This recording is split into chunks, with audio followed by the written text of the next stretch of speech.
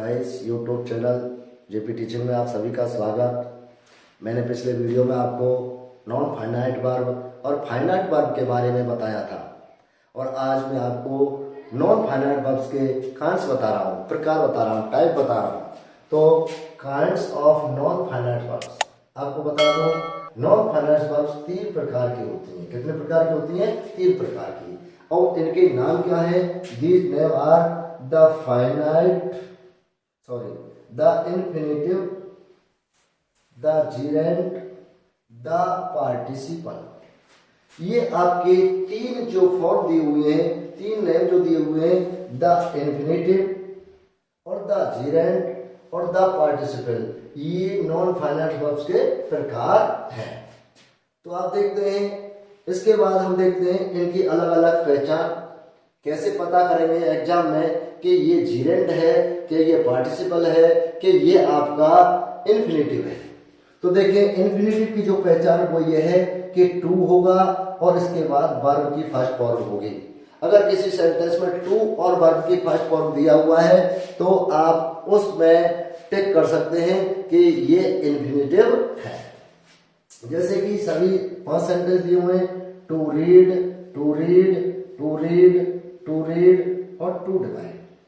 He wants to read, they want to read, I want to read, you wanted to read और to forgive is divine।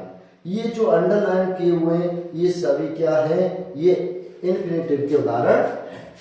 अब चलते हैं हम अगले the जीरेंड पर। वर्ब प्लस आईएनजी, यानी कि वर्ब में आईएनजी लगा हुआ है तो वो आपकी जो फॉर्म होगी वो जीरेंड फॉर्म होगी। जैसे देखते हैं ईटिंग, क्योंकि आप इसको मेन वर्ब नहीं कह सकते। क्यों नहीं कह सकते? कि आपने टेंस में पढ़ा होगा सभी कंटिन्यूअस में कि एजेमार या बाजबार या will be shall be helping verb होती है और इसके बाद वर्ब में आईएनजी लगाते हैं। लेकिन यहाँ देख रहे हो ईटिंग से पहले कोई भी आपकी हेल्पिंग वर्ब नहीं है, लेकिन ईट में आईएनजी लगा हुआ है। तो ये जो फॉर्म है ये आपकी जीरेंड फॉर्म है। दूसरा देख रहे हैं आपको द किंग्स लव्ड हंटिंग। आप देख रहे हो यह हंट में आईएनजी लगा हुआ है, लेकिन आईएनजी इसको मेन वर्ब कब कहेंगे हम? जब इसको मेन वर्ब तब मानेंगे जब हंटिंग से पहले एजेमार हो या बाजबर हो या विल बी शैल बी हो या आपके हैज बीन हैव बीन इत्यादि हो। तो देख रहे हैं हंटिंग से पहले क्या दिया हुआ है आपका? सेकंड फॉर्म दिया हुआ है और या थर्ड फॉर्म कह सकते हैं। तो ये जो आपकी जो पहचान बन रही है ये क्या बन रही है कि ये जीरेंड की पहचान है। अगर इससे पहले एजेमार होता तो ये फिर आपकी फाइनाइट वर्ब होती, नॉन फाइनाइट वर्ब नहीं कहलाती। ये नॉन फाइनाइट वर्ब है और नॉन फाइनाइट वर्ब में कौन सी फॉर्म है? ये जीरेंड फॉर्म है। Stop writing, he will give up smoking. आप देख रहे हो तो यहाँ जब वर्ब में आईएनजी लगा हुआ है और आईएनजी के हिसाब से जो आपको जो फाइनाइट वर्ब होती हैं उनमें आईएनजी जब लगाते हैं किसी वर्ब में तो उससे पहले एजेमार होता है या बाजबर होता है या विल बी शैल बी होता है या शैल हैव बीन और विल हैव बीन इत्यादि होते हैं। तो यहाँ जो मैं बोल रहा हूँ वो कोई कंडीशन नहीं है, लेकिन मुख्य में आईएनजी लगा हुआ है तो इसका मतलब ये जीरेंड फॉर्म है। Eating is necessary to life, the kings loved hunting, stop writing, he will give up smoking. Clear?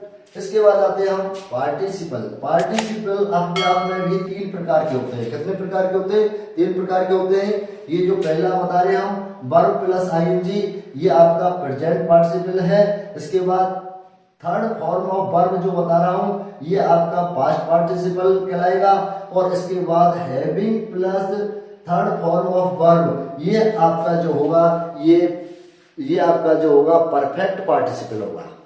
तो देख लेंगे इनकी भी क्या क्या फॉर्म होती हैं। अगर वर्ब में आईएनजी दिया हुआ है तो ये आपकी प्रेजेंट पार्टिसिपल कहलाता है। प्रेजेंट पार्टिसिपल और जीरेंड में थोड़ा सा ही अंतर है। ये यहाँ एडजेक्टिव का काम करता है और यहाँ ये नाउन का काम करता है, इतना ही अंतर है। प्रेजेंट पार्टिसिपल और आपकी जीरेंड की फॉर्म एक सी है, लेकिन इनमें अंतर है। यहाँ आपका जो जीरेंड होगा यहाँ ये नाउन का काम करेगी और यहाँ जब आपका ये जो दिया हुआ है आई दिया हुआ है पार्टिसिपल में, ये आपका एडजेक्टिव का काम करेगा। जैसे देखो शी केम डांसिंग, वो नाचते हुए आई, वो आई तो कैसे आई, नाचते हुए। तो यहाँ जो डांसिंग दिया हुआ है ये एडजेक्टिव फॉर्म है, ध्यान रखना यही अंतर है इसमें। यानी कि जीरेंट की फॉर्म भी वही है और आपके प्रेजेंट पार्टिसिपल की फॉर्म भी वही है, समान है, लेकिन इनमें अंतर क्या है, यही मात्र अंतर है कि जीरेंट में जो आपका दिया हुआ है वर्ब में आईएनजी, अगर जीरेंट फॉर्म है वो नाम का काम करती है, और जो आपकी पार्टिसिपल में अगर आपको दिया हुआ है तो वो एडजेक्टिव का काम करती है। क्लियर? She came dancing. अब का आता है past participle third form of verb, जैसे कि eaten, learned, laughed. He wanted cooked food. अब यहाँ देख रहे हो आपका वांटेड भी सेकंड फॉर्म दिया हुआ है और कुक्ड ये आपकी कौन सी फॉर्म दी है, थर्ड फॉर्म दिया हुआ है। तो यहाँ देख रहे हो थर्ड फॉर्म से पहले तो क्या आना चाहिए, आपका हैज आना चाहिए, या हैव आना चाहिए, या हैड आना चाहिए, या विल हैव, या सेल हैव आना चाहिए, लेकिन इन में से कोई भी फॉर्म नहीं है और यह थर्ड फॉर्म दिया हुआ है। तो आपका सीधा सही आपको फोकस कर लेना है कि ये पार्टिसिपल है या ये नॉन फाइनाइट वर्ब है। सीधा अंतर स्पष्ट कर रहा हूं मैं आपको, फाइनाइट वर्ब में और नॉन फाइनाइट वर्ब में मैं सीधा ही अंतर कर रहा हूं कि आप इसको फाइनाइट वर्ब कैसे कह सकते हो या इसको नॉन फाइनाइट वर्ब कैसे कह सकते हो। नॉन फाइनाइट वर्ब हम इसलिए कह सकते हैं इसको कि इससे पहले हैज, हैव, हैड कुछ भी नहीं दिया हुआ है। अगर इससे पहले हमारा इनमें से कोई है तो ये कुक्ड वर्ब को हम इसी सेम फॉर्म को हम क्या कहेंगे, फाइनाइट वर्ब कहेंगे। क्लियर? अगला आता है तीसरे प्रकार का perfect participle, having plus third form of verb. अगर किसी थर्ड हैविंग से वाक्य सेंटेंस शुरू होता है, यह हैविंग दिया हुआ है और हैविंग के बाद थर्ड फॉर्म दिया हुआ है, तो मैंने बताया थर्ड फॉर्म तो अगर आपकी फाइनाइट वर्ब होगी तो थर्ड फॉर्म से पहले क्या आएगा, हैज, हैव, हैड आएगा, लेकिन यह हैविंग आ रहा है, हैविंग दिया हुआ है और थर्ड फॉर्म दिया हुआ है, तो इट मीन्स ये आपका परफेक्ट पार्टिसिपल होगा। Having eaten food, he went to market.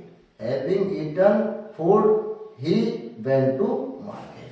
तो ये हुए आपके नॉन फाइनाइट वर्ब्स के प्रकार, और आपको मैं समझता हूं कि आपकी समझ में आ गए होंगे। अगली वीडियो में मैं आपको एक्सरसाइज बताऊंगा